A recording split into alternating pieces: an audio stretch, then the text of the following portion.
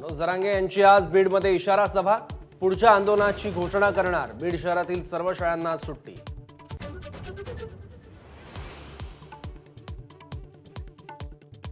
जरांगेंच्या संभाव्य आंदोलनाच्या पार्श्वभूमीवर पोलीस सतर्क, जालना पोलिसांच्या सुट्ट्या रद्द।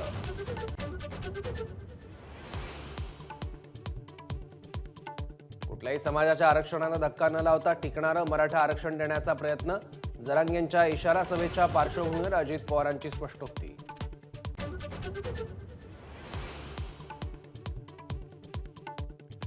अयोध्येतील राम मंदिर भक्तांसाठी फेब्रुवारीत उघडणार, मात्र लोकांनी मार्चमध्येच आलेलं चांगलं। श्री राम जन्मभूमी तीर्थक्षेत्र ट्रस्टचे कोषाध्यक्ष महंत गोविंद देवगिरी महाराज यांची एबीपी माझाला एक्सक्लुझिव्ह मुलाखत।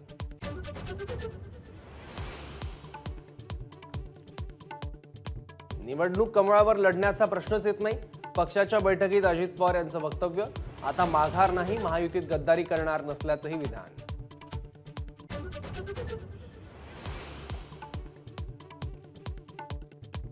भेटीगाठी कौटुंबिक, कुठेच मॅच फिक्सिंग नाही, अजित पवारांचं वक्तव्य।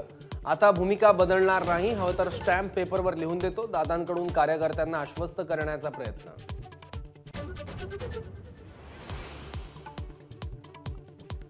देशभरात गेल्या 24 तासात कोरोनाचे 640 नवे रुग्ण, ऍक्टिव्ह रुग्णांची संख्या 3000वर। केंद्र सरकारकडून राज्यांना मार्गदर्शक सूचना जारी।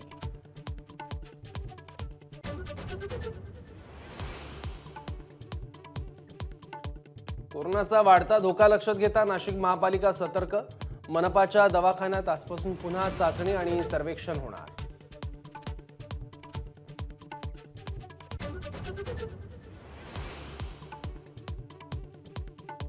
कुस्तीपटू साक्षी मलिक पाठोपाठ बजरंग पुनिया देखील ब्रजभूषण सिंग विरोधात आक्रमक, बजरंगने पद्मश्री पुरस्कार केला परत।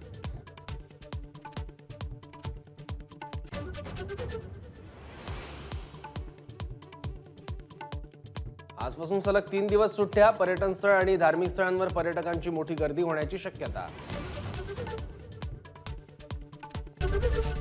एबीपी माझा, उघडा डोळे बघा नीट।